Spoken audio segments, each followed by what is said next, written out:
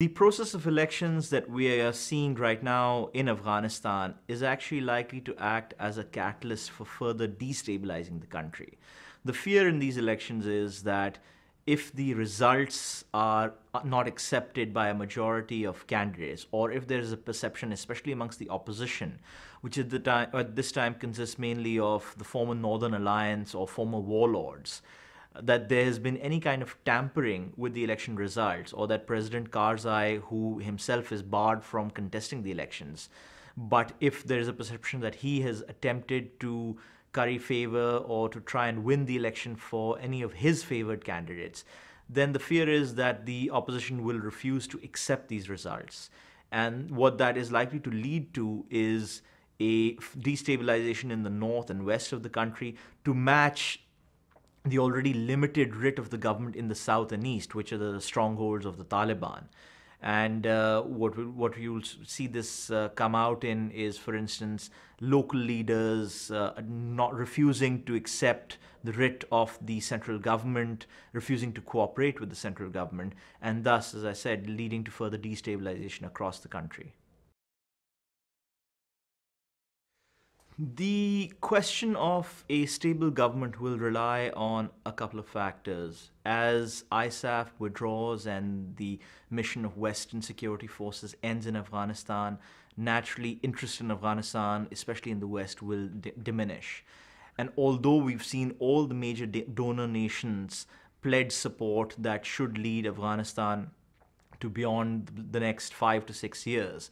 Obviously, with donor fatigue setting in and likely to set in fairly quickly, the problem that the Afghan government will have is that being almost totally dependent on foreign aid, it will need that aid to continue to keep flowing.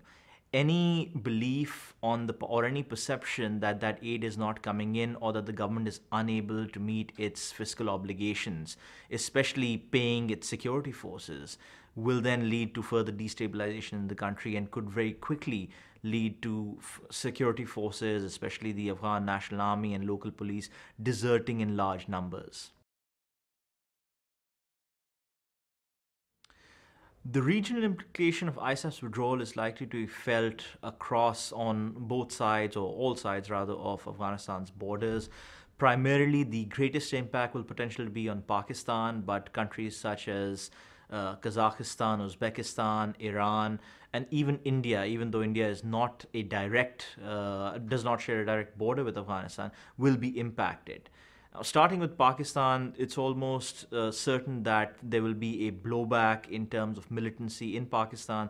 There's already an insurgency raging in the tribal areas of Pakistan, fueled by the Pakistani Taliban. The perception amongst the Taliban across both borders will be that a ISAF withdrawal will be perceived as another victory to go along with the earlier victory over Soviet forces in the late 80s and 90s. And this will no doubt embolden madrasa students and fresh recruits to further press their case, especially against the Pakistan government and its security forces.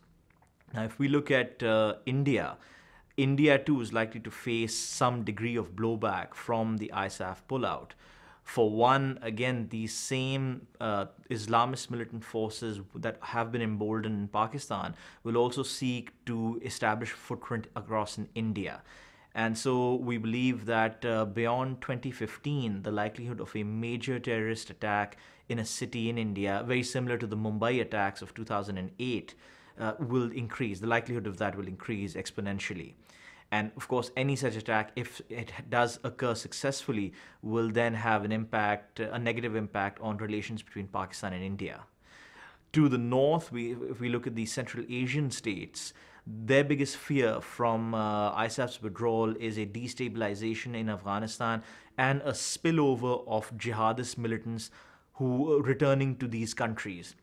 Now, what these countries will attempt to do in order to circumvent this will be to establish buffer zones using local warlords, people like General Rashid Dostum in Balkh in the northern provinces of Afghanistan, to follow out or to ensure that a minimum number of militants cross the border into the Central Asian states.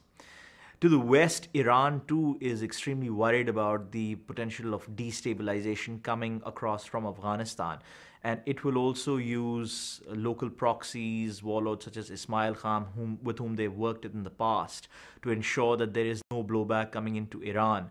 But Iran, in addition to this, was also very keen to champion the rights of the Shia community in Afghanistan, and Shias account for, by any estimates, between 15 and 20% of the total population of the country. And so Iran will increasingly use its leverage and its contacts within the civil bureaucracy, within the political leadership in Kabul, and within Afghanistan's free media to press their case and to press the case of the Shia minorities.